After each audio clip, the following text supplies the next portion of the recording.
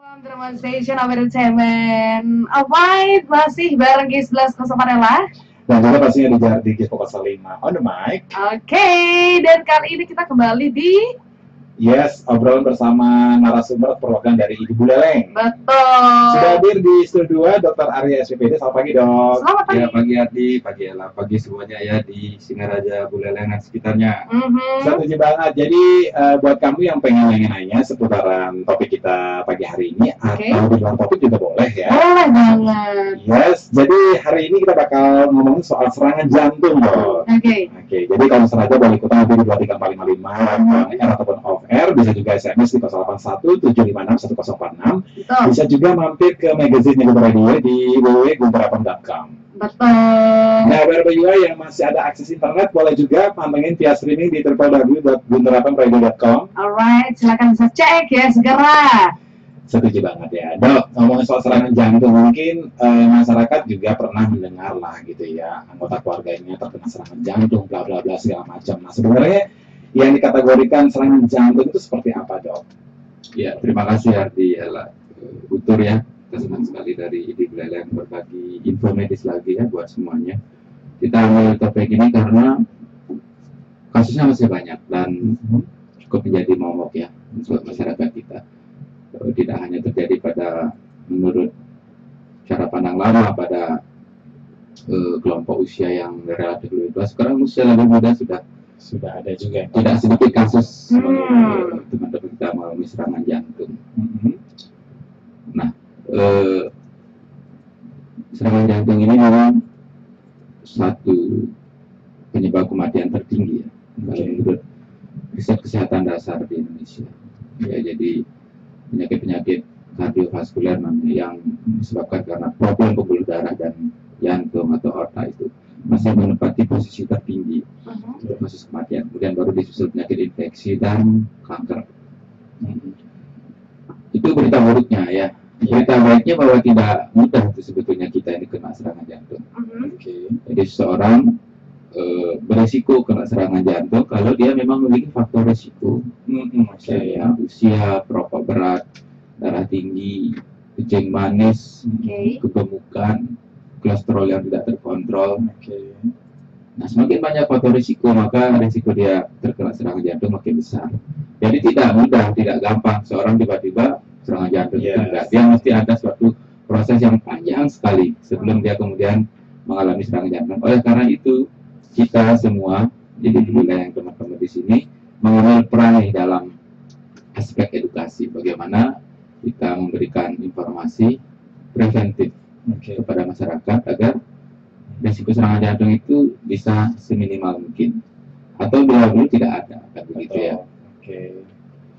Jadi memang kayaknya sih mendengar serangan jantung itu udah serem gitu, Dok ya. Dan biasanya sih bayangan atau identik dengan orang-orang yang masih sudah usia paruh baya atau lanjut gitu, Dok ya. Tapi sekali lagi seperti yang dokter bilang, bahwa ada juga anak muda gitu, Dok ya. Ya, cenderung ke usia yang relatif lebih muda. Boleh dikasih informasi, Dok, mungkin untuk edukasi sudah ada mulai usia berapa gitu sebenarnya orang harus mulai aware begitu, Dok, terhadap serangan jantung ini, Dok. Iya. Jadi kalau dulu serangan jantung terjadi pada usia lanjut ya, di atas ya paling cepat di atas 50 tahun. Sekarang saya lebih muda.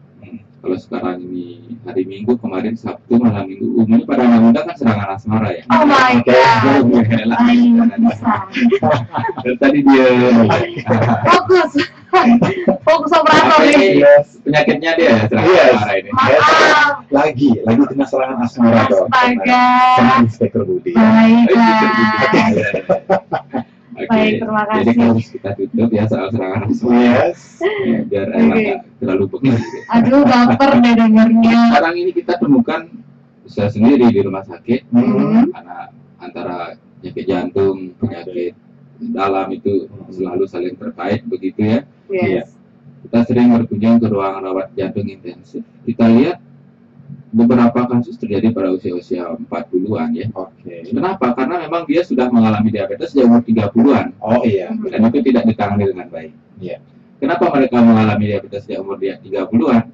Ya karena faktor risiko tadi. Sekarang kita abad kuliner ya. Betul. Jadi kemana-mana makan gitu ya, Tidak Iya. terkontrol gitu Iya. ya. Apalagi kemana-mana makan, foto, Nah, ketahuan. Oke, betul. itu kan Oke. mindset dari media massa membuat orang kepingin nyoba itu kayaknya makanannya enak. Jadi oke lah kalau aspek nutrisi seperti itu yang high kalori terjadi, tapi sebetulnya itu bisa diimbangi dengan aktivitas yang banyak juga, exercise, olahraga. Itu yang belum seimbang saat ini. Iya. Jadi fasilitas untuk makan banyak, tapi fasilitas olahraga kurang nih. Iya. Nah, jadi kembali ke soal tadi, kenapa orang diabetes usia muda ya, kayak tadi misalnya dia asupan kalori berlebihan terjadi sejak dia usia muda. Makanya Abdi bilang tadi sejak kapan? Itu sudah semakin mengalami apa ya, perubahan-perubahan atau tren. Bahkan obesitas sejak masa kecil pun sekarang tidak diperbolehkan sama ahli ya. Jadi kita punya konsultan-konsultan di bidang metabolik mengatakan jangan pikir obesitas pada masa anak-anak itu tidak mempengaruhi kemudian ke usia dewasa. Sebab kita kan cenderung pingin anak-anak kita gemuk gitu ya, kalau terus kayak anak durian nih. Ya, kebanyakan seperti itu mindsetnya. Kita bergerak bangga gitu ya. Itu mesin gitu ya. Itu nggak boleh, jangan sampai obesitas. Iya. Tetap kalau bisa pada berat badan ideal saja. Iya. Oke, betul. Berarti kalau ngomongin soal kemungkinan cewek atau cowok yang lebih banyak biasa terkena serangan jantung ini? Kalau penyakit metabolik saat ini masih memang kelompok usia laki-laki lebih tinggi ketimbang wanita. Oke. Dan pada wanita juga biasanya terjadi pada usia yang lebih tua, di atas 55-60, karena dia banyak berhubungan dengan siklus hormonal dalam tubuh mereka. Baik, setelah memang mengetahui dari faktor resikonya itu baik orang yang kolesterol tinggi gitu dok, ya, diabetes, kemudian Hipertensi, atau hipertensi juga, alkoholik ya. apalagi ada gen gitu ya. Itu lagi faktor intrinsik, faktor internal yang susah bukan susah, tidak bisa kita modifikasi ya, genetik. Iya. Makanya salah satu pertanyaan saat seorang mengalami serangan jantung itu, dulu ada nggak orang tuanya atau paman bibinya mengalami serangan jantung yang relatif pada usia yang lebih muda? Ini jadi catatan penting. Selain yang tanya merokok nggak gitu, atau ada hipertensi, diabetes. Tapi coba kalau kita berkunjung ke ruang rawat intensif jantung atau rawat stroke, ada 8 pasien, kalau kita lihat 5 sampai 6 pasien itu ternyata tidak diabetes. Nah, kadang-kadang baru tahu saat dia sudah serangan jantung. Oh, seperti itu. Ya, karena sama dalam hipertensi, diabetes umumnya tidak begitu dikeluhkan karena keluhannya samar ya, makanya dibilang the great imitator ya. Jadi seakan-akan dia nggak tahu, lemas-lemas dikira lemas apa gitu, karena lemas kurang tidur, lemas kecapean, padahal dia diabetes. Oleh karena itu edukasi dan deteksi dini itu selalu penting banget itu untuk mengetahui, lebih aware gitu ya, lebih cepat, lebih dini. Oke, baik dok, kita juga pengen dong tahu gitu ya, untuk memang edukasi juga mengenai gejala-gejala gitu ya, untuk serangan jantung ini. Gimana tuh gejala-gejalanya dok? Iya, serangan jantung itu disebabkan karena apa? Karena berkurangnya suplai darah yang memberikan nutrisi dan oksigen untuk otot-otot jantung. Jadi hidup kita ini seakan-akan ditentukan oleh jantung ya. Dia memompa darah tanpa henti setiap hari dalam 1 menit 80 sampai 100 kali, mendistribusikan nutrisi dan oksigen ke seluruh tubuh, otot-otak, jaringan, sehingga sel kita bekerja.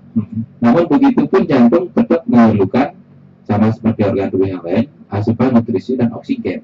Nah, bayangkan saat pembuluh darah di jantung mengalami kerusakan akibat penyempitan, misalnya timbunan plak, lemak misalnya, atau penyempitan akibat bekuan darah yang kita kenal dengan nama trombosis yang disebabkan oleh diabetes misalnya, atau kolesterol yang tinggi, sehingga aliran darah ke otot jantung itu berkurang, sementara dia bekerjanya harus tetap kencang untuk mensuplai seluruh tubuh. Akibatnya otot jantung mengalami kekurangan oksigen, nutrisi, sehingga gejala yang paling umum dirasakan adalah nyeri di dada ya, dari situ nyeri dada. Nah, nyeri dada, tapi tidak semua itu diingat pemirsa ya, tidak semua nyeri dada itu adalah serangan jantung. Nyeri dada khas, nanti kita sampaikan beberapa tipsnya bagaimana sih nyeri dada yang khas itu mengarah ke jantung. Tapi seperti tadi harus yang bersangkutan memiliki faktor risiko. Jadi nggak mungkin lah Yes. usia muda. Baik, saya saja. Itu nyeri dada, tiba-tiba langsung serangan jantung. Belum lah. Iya. Kamu bersabar. Iya. Paling nggak serangan cinta. Jadi kalau misalnya kita dapatkan pada pasien usia 50-an misalnya, Oke. dalam catatan medis, dalam wawancara dengan yang bersangkutan atau keluarga, dia punya riwayat kencing manis, darah tinggi, rokok yang lama 20 tahun, itu sejak umur 30 tahun yang merokok, 50 tahun nyeri dada, kencing manis tidak terkontrol, darah tinggi, jarang berobat. Nah itu kita harus aware banget, wah ini jangan-jangan serangan jantung. Kemudian selain nyeri dada, yang kita mau sampaikan gejala khasnya itu umumnya terjadi di tengah-tengah tulang dada ini ya, yang menyebar umumnya ke kiri. Oke, dari tengah ini ya, menyebar ke kiri, ke kiri atau ke bawah ke ulu hati juga bisa. Kemudian beberapa kasus yang sangat menarik itu menyebarnya ke lengan kiri atau ke rahang kiri. Itu berhubungan dengan aliran darah yang dekat ke situ.